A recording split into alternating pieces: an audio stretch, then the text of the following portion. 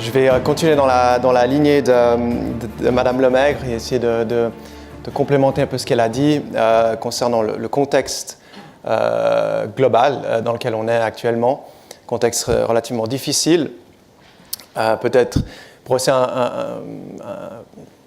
une image un peu plus négative, mais avant d'aller sur la compétitivité, comment on la mesure et comment la Suisse performe dans nos différents indices et notre recherche.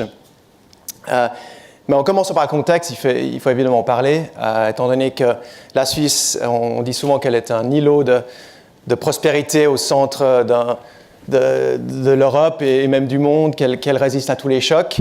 La vérité, c'est qu'elle est influencée par ce qui se passe autour de nous, bien au-delà de nos frontières, bien au-delà de l'Europe. Et quand il s'agit de brosser le contexte économique, on ne peut que parler de la crise qui se fait encore ressentir. Elle a commencé en 2007-2008. Le pire de la crise était autour de 2009. Et presque 10 ans après, les effets se font encore sentir. Les effets qui ne sont pas purement économiques, qui sont aussi sociaux, des effets très profonds qui vont encore perdurer encore quelques années.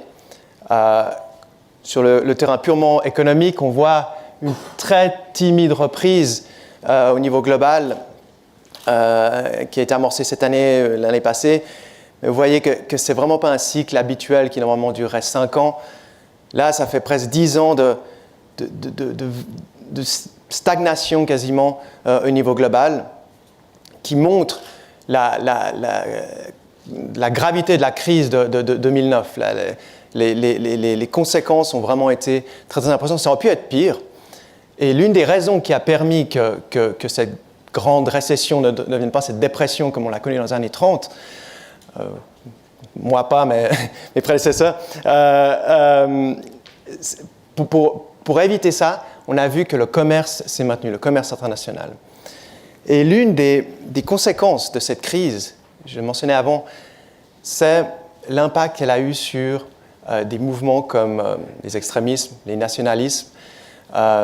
Et on voit cette tendance très claire dans différents domaines au repli, ce qu'on appelle parfois la déglobalisation, ce retrait de la scène internationale, que ce soit au niveau politique, mais aussi au niveau économique. Et alors que pendant les 5 premières années, après la crise, tout le monde s'est un peu rassemblé, se dit on n'érige pas les barrières, on continue à commercer, on va soutenir, on va favoriser la croissance. Maintenant, on commence à parler de repli, on voit des tendances inquiétantes en termes justement de barrières tarifaires et de barrières non tarifaires. On voit des discours nationalistes, des discours populistes qui invitent au repli, encore une fois, à se plaindre et à attribuer tous les maux à l'étranger, à l'extérieur. Et ça, c'est extrêmement inquiétant et ce n'est pas un phénomène qui va disparaître rapidement. C'est là pour rester. Donc ça, c'est un effet profond de la crise. Une autre tendance, je dirais, donc c'est la tendance géopolitique qu'on peut notamment illustrer avec l'élection de Donald Trump à la présidence des États-Unis, un symbole de l'instabilité géopolitique dans laquelle on se trouve actuellement. On en a parlé juste avant. Il y a clairement un nombre de risques géopolitiques. On l'a mentionné en Asie, en mer de Chine, en Corée, au Moyen-Orient. Tous ces phénomènes qui pourraient avoir un impact économique. Encore une fois, tous ces phénomènes, tous ces événements pourraient engendrer des tendances au repli, des sanctions, on les voit sur la Russie par exemple. C'est quand même des marchés qui se ferment, des opportunités qui se limitent, des débouchés qui sont annihilés en quelques mois face à des sanctions, face à des politiques de restriction d'investissement, etc. Cet environnement géopolitique difficile entraîne également pour la Suisse, un phénomène de renchérissement du franc suisse. Alors on voit que maintenant il s'est déprécié face au dollar, mais traditionnellement, en présence de chocs ou d'incertitudes géopolitiques, on voit que le franc a tendance à se renchérir, ce qui est évidemment mauvais pour les exportations et pour l'économie suisse. Donc, les instituts géopolitiques ont un potentiel d'affecter l'économie suisse. C'est vrai que ça reste essentiellement un risque pour l'instant, mais que ça crée quand même une incertitude, une anxiété, une peur. Et la peur est en effet une première étape vers une réalisation de ces peurs. Ça peut influencer les décisions. On voit un attentisme, on voit une certaine timidité des acteurs économiques, que ce soit aussi les banques qui hésitent à prêter, ou des entreprises qui hésitent à investir. Elles ont beaucoup de cash, il y a beaucoup de cash dans l'économie, mais on voit quand même qu'il n'a pas l'air de forcément aller dans les secteurs les plus productifs. Et il y a encore beaucoup de gens avec des bonnes idées qui ne trouvent pas le financement dont ils ont besoin. Donc ça, c'est un peu pour le contexte géopolitique et économique. Maintenant, on doit parler en effet de cette 4e révolution industrielle. Madame Lemay en a parlé brièvement. C'est quelque chose qu'au Forum, on porte beaucoup et on parle beaucoup. On a ouvert il y a quelques mois un centre pour la 4e révolution industrielle à San Francisco, avec l'idée de trouver des solutions et établir des normes dans le contexte de cette nouvelle révolution industrielle.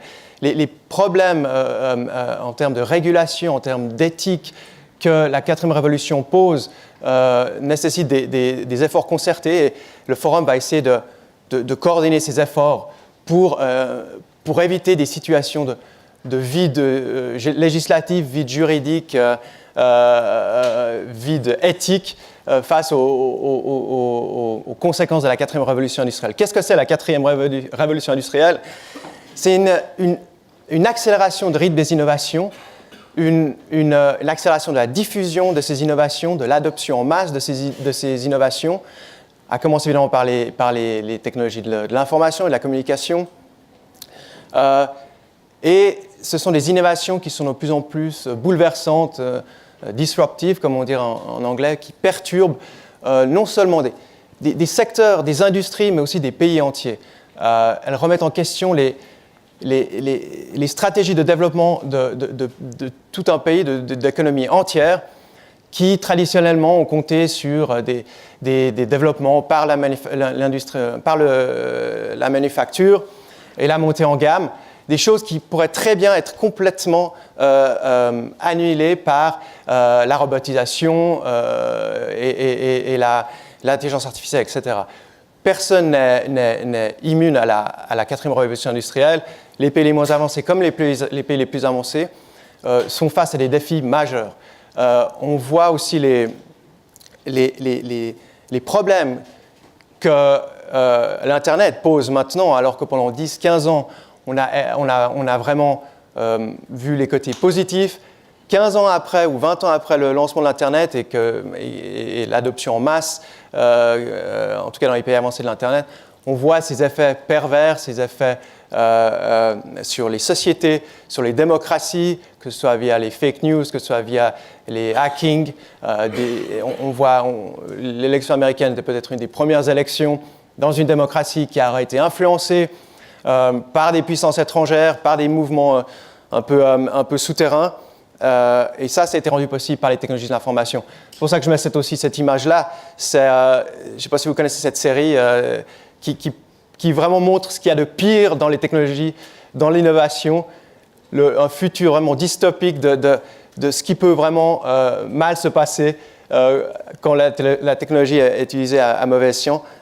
Et ça, c'est vraiment un rappel qu'il faut être prudent face à ces technologies.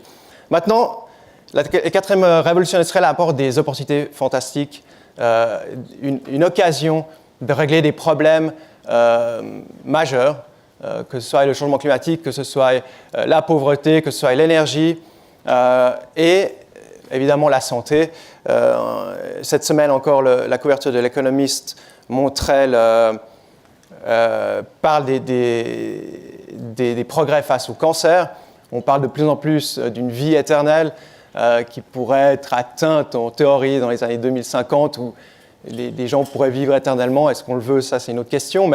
Mais ça montre le potentiel de cette époque dans laquelle on se trouve, où les innovations ont un poids et des implications fondamentales qui vont vraiment modifier le cours de l'humanité.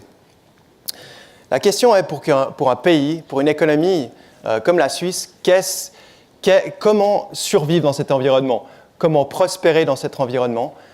Comment rester résilient face aux chocs, à ces incertitudes, qu'ils soient politiques ou économiques, à la fermeture de marchés, à la fermeture de débouchés, à des ralentissements ici et là.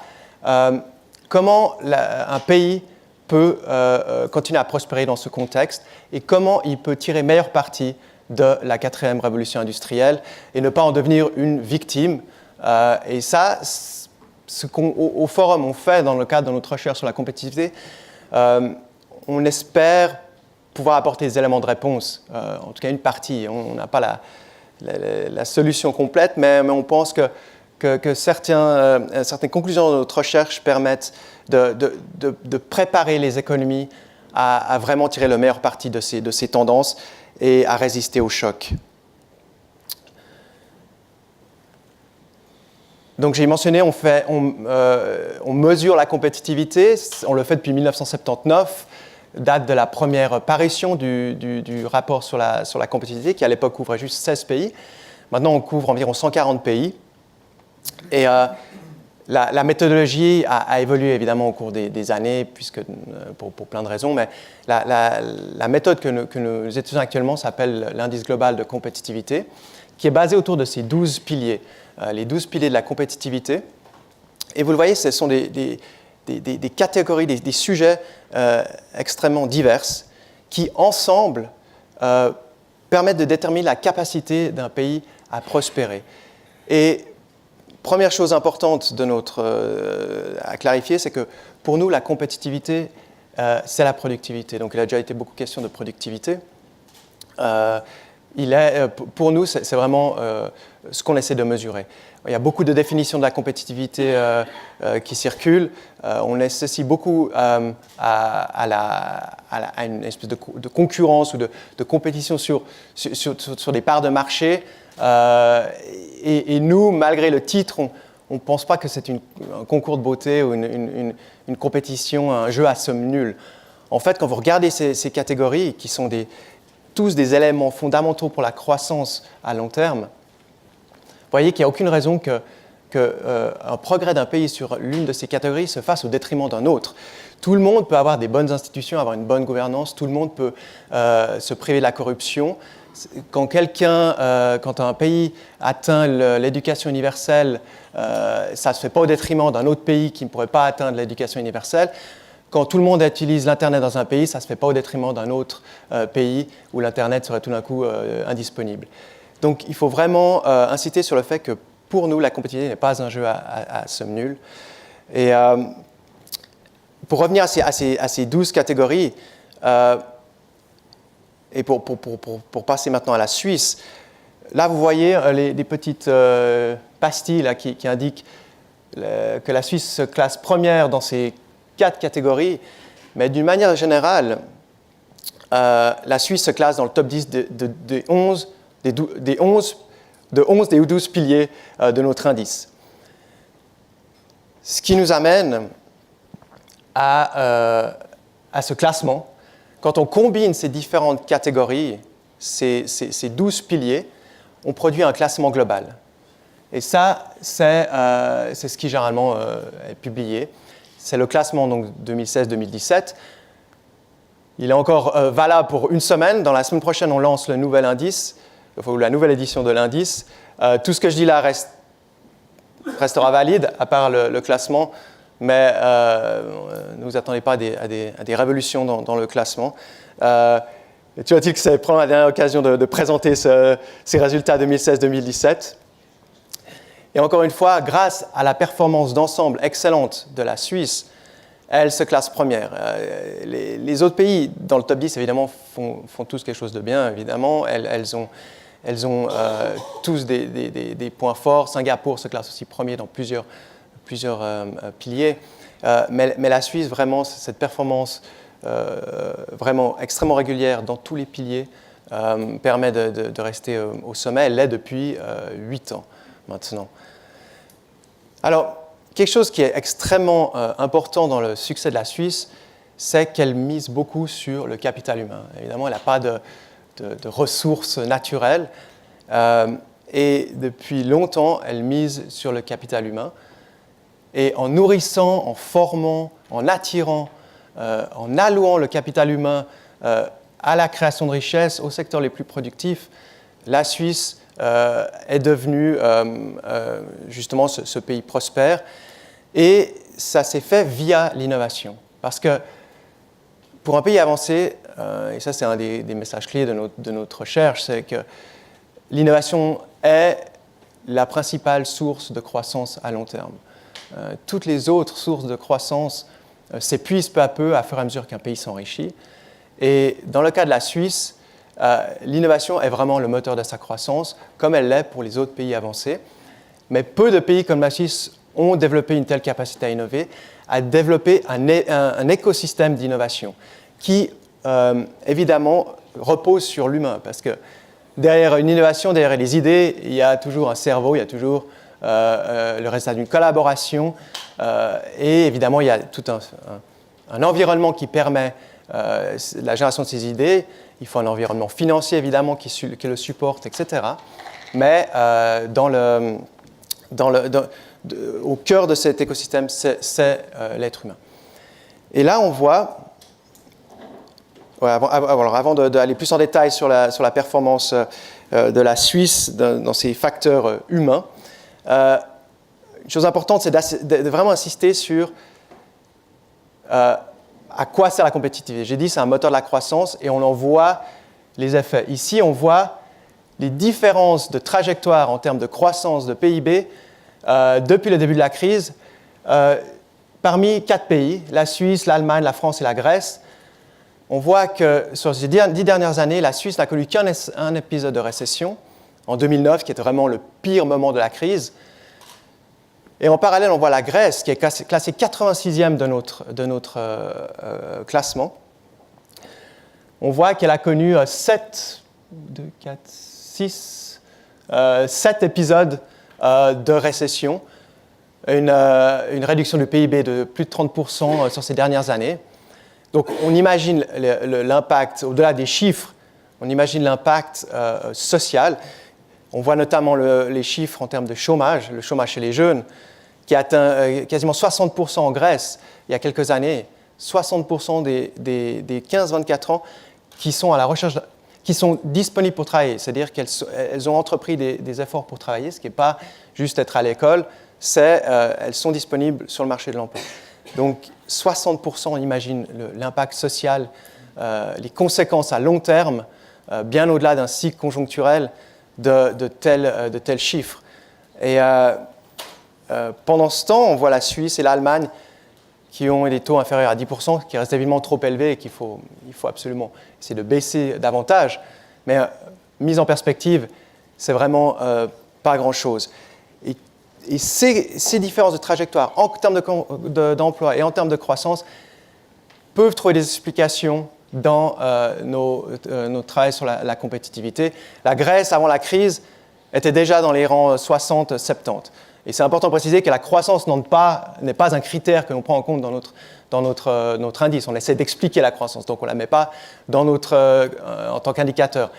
Et avant la crise, on aurait déjà pu vous dire que la Grèce était mal en point, que sa prospérité relative était relativement artificielle parce qu'elle n'avait aucune capacité à innover, parce qu'elle n'avait pas abordé c'était pas adapté au contexte actuel, les finances publiques, etc. étaient déjà extrêmement mal en point. Dernier point sur la compétitivité dans notre cas, la compétitivité s'inscrit dans un projet plus large de croissance inclusive. La compétitivité n'est pas une fin en soi. La compétitivité est un moyen d'atteindre le progrès économique. Et seule la compétitivité n'est pas suffisante. Il faut d'autres politiques de redistribution, il faut des politiques sociales pour s'assurer que tout le monde a des chances de réussir, de prospérer et que personne n'est laissé sur le bord de la route. Donc nous, on a un travail, notre équipe s'occupe vraiment de ces questions de croissance inclusive, dont la compétitivité est l'un des aspects. On a aussi beaucoup de travail sur la croissance inclusive.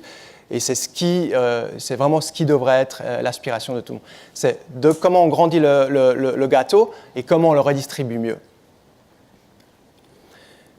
Pour revenir donc à certains aspects de la Suisse et de sa capacité à tirer le meilleur profit de l'humain, ici vous voyez 8 indicateurs parmi les 110 ou 113 indicateurs qui composent notre indice, 8 indicateurs qui montrent la bonne position de la Suisse sur ces domaines qui ont attrait à l'humain, que ce soit en termes de qualité de formation, que ce soit en termes de qualité de la recherche, que ce soit le fonctionnement du marché du travail, de la paix sociale, du dialogue entrepreneur, employé, employeur, la coopération, la collaboration entre les différents instituts, entre le secteur privé et le secteur académique, entre le secteur privé et le secteur public, la capacité à retenir les talents et les attirer. Évidemment, il y a un phénomène de cercle vertueux.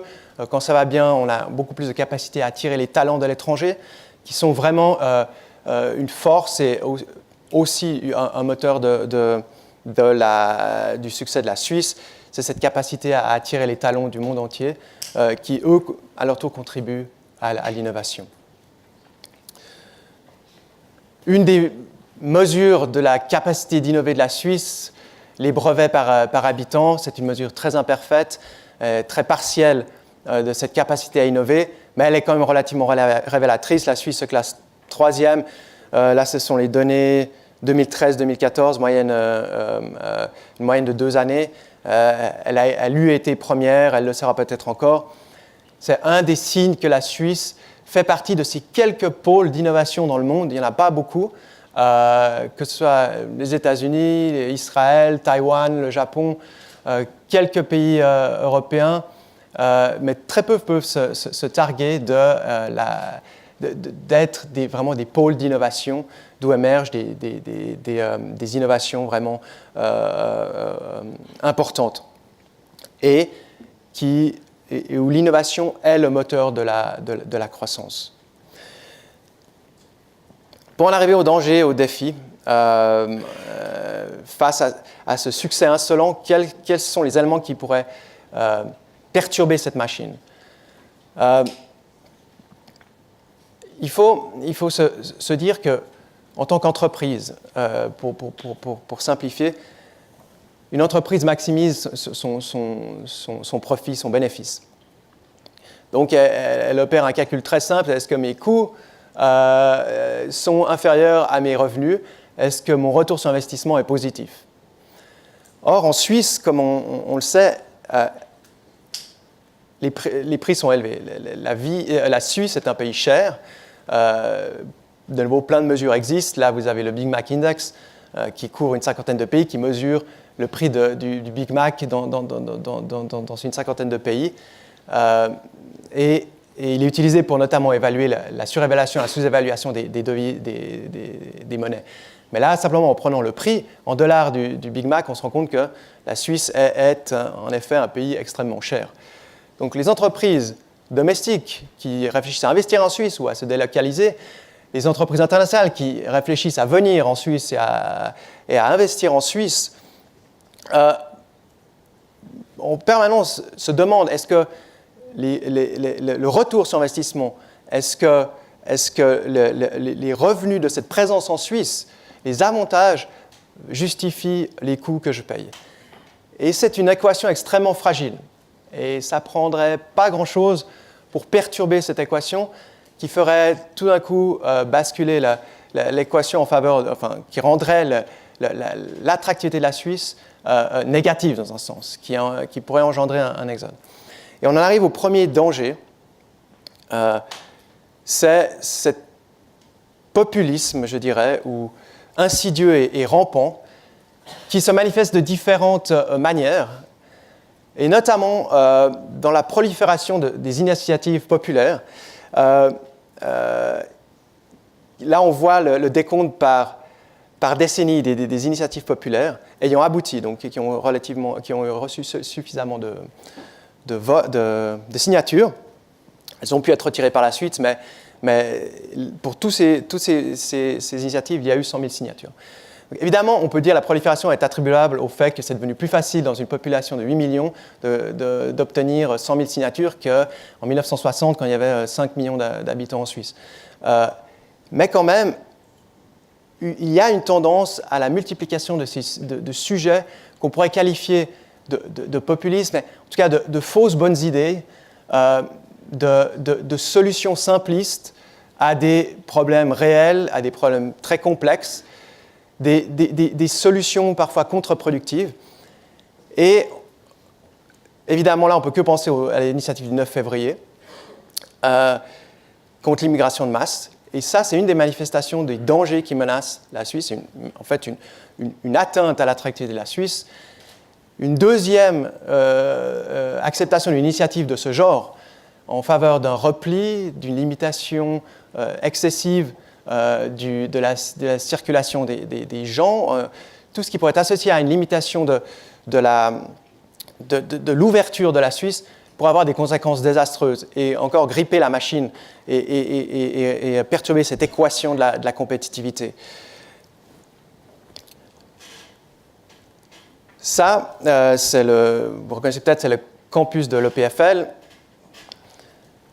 C'est vraiment le symbole, à la fois le joyau, un des joyaux de la Suisse, un des symboles de la capacité de la Suisse à innover, à réussir, à attirer les talents, à collaborer avec le secteur privé, à développer des entreprises, à lancer des start-up.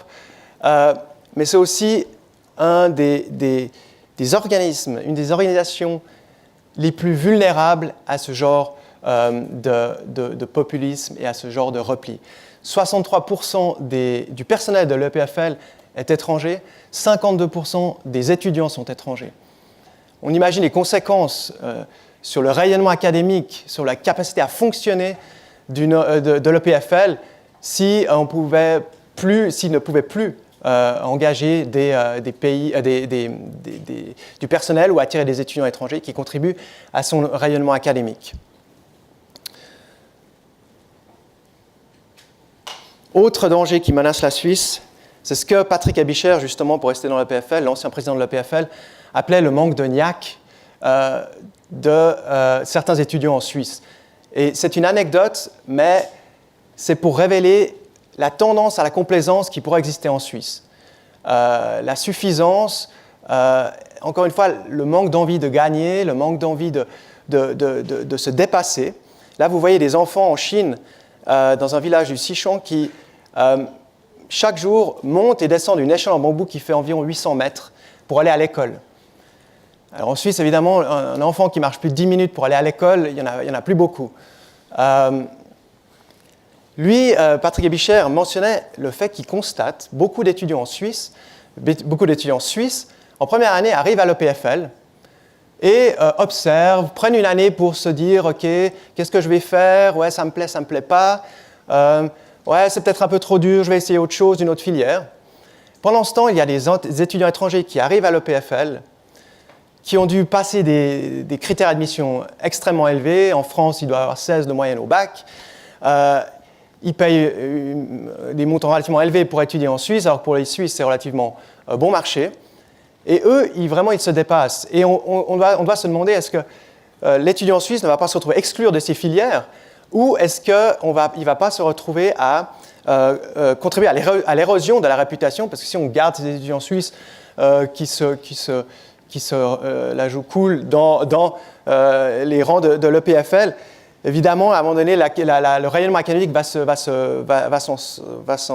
ressentir. Du coup, c'est vraiment un appel à ne pas rester complaisant.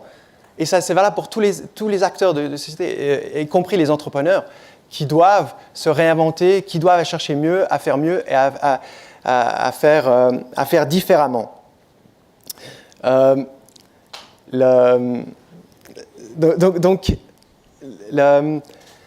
le prochain critère ou danger, et il a été mentionné juste avant, c'est cette aversion au risque.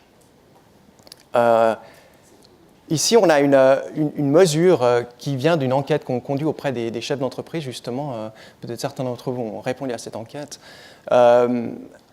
Chaque année, on interroge des entrepreneurs ou des chefs d'entreprise dans tous les pays qu'on inclut dans notre recherche.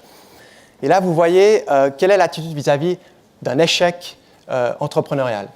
Et on leur demande si un échec entrepreneurial est vu comme une humiliation ou est vu comme une expérience enrichissante qui prépare pour la suite. Et là, on voit que la Suisse, alors elle n'est pas parmi les pires, mais elle est 31e avec un score de 4,4 sur une échelle de 1 à 7. Et on voit qu'il y a une culture bien plus prononcée de l'entreprise et de créer, de tenter dans des pays comme Israël, les États-Unis ou l'Allemagne même, on voit ce goût pour oser entreprendre. Et on aimerait voir ça plus en Suisse. Et évidemment, c'est extrêmement dur, si on parle de solutions, c'est extrêmement dur à développer une telle amour du risque ou une aversion moins prononcée pour le risque. C'est des facteurs culturels, ça commence à l'école, ça prend du temps, mais il faut essayer de le nourrir. Il faut évidemment aussi l'encourager évidemment par des aides au démarrage d'entreprise, des financements, du coaching, etc. Mais il y a quelque chose de culturel aussi qu'il faut essayer de modifier. Dernière, danger, et ce n'est pas une liste exhaustive, ou danger ou défi, je dirais plutôt, parce que ça, il s'agit d'une tendance, c'est la démographie qui n'est pas vraiment favorable à la Suisse. On voit un vieillissement rapide, un taux de dépendance entre personnes âgées et personnes actives qui augmente extrêmement rapidement. Les projections à 2060 montrent qu'il y aura une personne âgée pour 2 actifs. Et évidemment, ça pose des questions sur le financement de nos politiques sociales. Ça pose des questions sur la politique d'immigration. Quel type d'immigration et quel type de politique on veut pour s'assurer qu'il y ait encore assez de gens dans la force de travail pour faire marcher la machine. Un autre phénomène associé à la démographie, c'est la participation des femmes au marché du travail. Et en Suisse, on est relativement en retard quand il s'agit d'encourager la participation des femmes dans le marché du travail, d'assurer un équilibre entre la vie professionnelle et la vie privée. On voit que les mères d'enfants, d'un ou plusieurs enfants, ne travaillent à plein temps que dans 17% des cas. Ça révèle il y a plusieurs raisons, évidemment, culturelles notamment et historiques, mais ça montre aussi peut-être qu'une inadéquation des politiques familiales qui permettrait à plus de femmes de rejoindre la force de travail et de contribuer par leurs idées et par leur travail, évidemment, au succès de la Suisse. Donc, quelques repères, en fait, quelques suggestions de choses à améliorer dans cet aspect de la démographie, plutôt des questions que des réponses. Donc pour conclure, différents messages. Pour les gouvernements, on l'a vu, il y a un besoin d'assurer une stabilité, une prédictibilité pour les entreprises, car l'incertitude est la pire des choses pour les entreprises. et pour l'activité économique en général. Donc, il y a un besoin d'assurer sa stabilité, la prédictibilité de ces conditions cadres. Il y a le besoin pour les gouvernements cantonaux ou fédéral d'investir aujourd'hui pour des effets dans 10 ou 20 ans. On parle d'infrastructures digitales, on parle d'éducation. Les filières qui sont créées aujourd'hui formeront les étudiants ou les profils, les travailleurs de 10 ans, 15 ans, 20 ans. Comment s'assurer que les gens qui entrent aujourd'hui à l'école auront les capacités, les qualifications requises dans 10, 20 ans? Ça demande une anticipation absolument extraordinaire, une observation de ce qui se passe, un monitoring constant, une anticipation, une capacité à planifier vraiment extraordinaire. Et en Suisse, on a des signes qu'il y a cette préparation est là, mais il ne faut vraiment pas se relâcher ses efforts. En même temps, il faut s'adapter très rapidement, les législations face aux nouveaux modèles, aux nouveaux secteurs qui apparaissent. L'ubérisation, évidemment, comment s'assurer que le cadre législatif reste adapté. Et il y a aussi un message clair pour les entreprises. On l'a dit, pas de complaisance, se réinventer, rester curieux, rester ouvert, comment faire mieux, comment faire différemment. Rester, ce monitoring, cette veille concurrentielle, qu'est-ce qui se passe ailleurs? Des secteurs entiers pourraient être annihilés en quelques mois par une start-up lituanienne qui aurait combiné une idée venue d'Inde et une autre venue d'Argentine pour venir avec un produit, un service qui pourrait causer des bouleversements à tout un secteur. On a vu dans le domaine de la distribution musicale avec Spotify des choses qui se passent, de la photographie numérique. On voit même les secteurs, que ce soit Nokia qui a disparu, quasiment disparu en tout cas du grand public, ou BlackBerry. Les capacités à ne pas savoir se réinventer, ou l'incapacité à se réinventer, à voir les virages ou les grandes tendances, à anticiper ou au moins embrasser ces tendances peut avoir des conséquences désastreuses sur une entreprise, mais sur un secteur tout entier et même sur une économie. Et enfin, dernier message pour la population en général, face à ce populisme dangereux et insidieux, rester clairvoyant, s'informer, se rendre compte que l'initiative populaire est un instrument extraordinaire, mais c'est aussi un instrument dangereux. Encore une fois, on est à peut-être quelques centaines de voix d'un désastre économique. Il suffirait qu'une initiative passe, et souvent ça se fait par quelques milliers de voix, vu le faible taux de participation en Suisse à ce genre de votation. Il se pourrait que quelques centaines de voix décident du futur, de la prospérité de la Suisse. Et dans ce contexte, il faut vraiment être vigilant et clairvoyant et prendre les bonnes décisions face à des objets parfois loufoques et franchement dangereux. Je m'arrêterai là et puis on peut continuer la conversation. Merci.